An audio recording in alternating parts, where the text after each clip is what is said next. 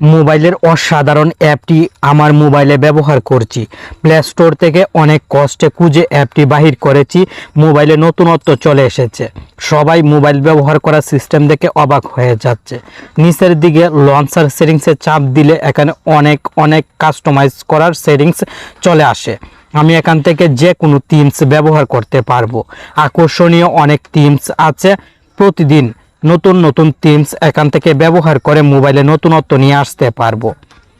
দেখুন, আপনার কাছে যে থিমটি ভালো লাগবে সেই থিমটিতে চাপ দিয়ে অ্যাপ্লাই থিমে চাপ দিলে থিমটি সেট হয়ে যাবে। এখানে উইজেটস আছে। মোবাইলের হোম স্ক্রিনে সেট করার জন্য এই উইজেটসগুলো বেস্ট। আপনি যে কোনো উইজেট মোবাইলের স্ক্রিনে সেট করতে পারবেন। ওয়ালপেপার, 3D ওয়ালপেপার এখানে পেয়ে যাবেন।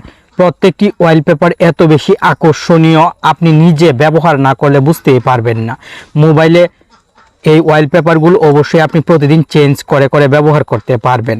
আইকন প্যাক কালার পরিবর্তন করতে পারবেন। আইকনের কালার আপনার মন মতন সেট করতে পারবেন।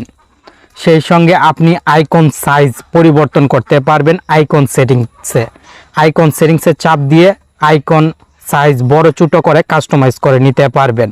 আমি আবার লঞ্চার সেটিংসে চলে আসলাম। এখানে গুরুত্বপূর্ণ একটি সেটিংস, হিডেন অ্যাপস।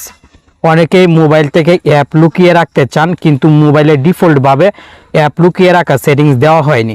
তারা হিডেন অ্যাপস এই সেটিংসটি অ্যাপ্লাই করে খুব সহজে মোবাইলের যে কোনো অ্যাপ লুকিয়ে রাখতে পারবেন। হিডেন অ্যাপসে চাপ দিয়ে উপরের দিক থেকে ত্রিডটে চাপ দিবেন। এনেবল পাসওয়ার্ডে চাপ দিয়ে পাসওয়ার্ড দিয়ে দিবেন। দেন প্লাস আইকনে ক্লিক করবেন। মোবাইলের সব অ্যাপস এখানে শো হবে। যে অ্যাপগুলো লুকিয়ে রাখতে চান সেই অ্যাপগুলো সিলেক্ট করে দিবেন। সিলেক্ট করার পর ব্যাকে চলে আসবেন, তাহলে অ্যাপগুলো এখানে চলে আসবে। এখান থেকে আপনি যে কোনো অ্যাপ ব্যবহার করতে পারবেন। অ্যাপগুলো লুকিয়ে থাকবে, মোবাইলের হোম স্ক্রিনে শো হবে না। লক অ্যাপসে চাপ দিয়ে আপনি যে কোনো অ্যাপ লক করেও রাখতে পারবেন।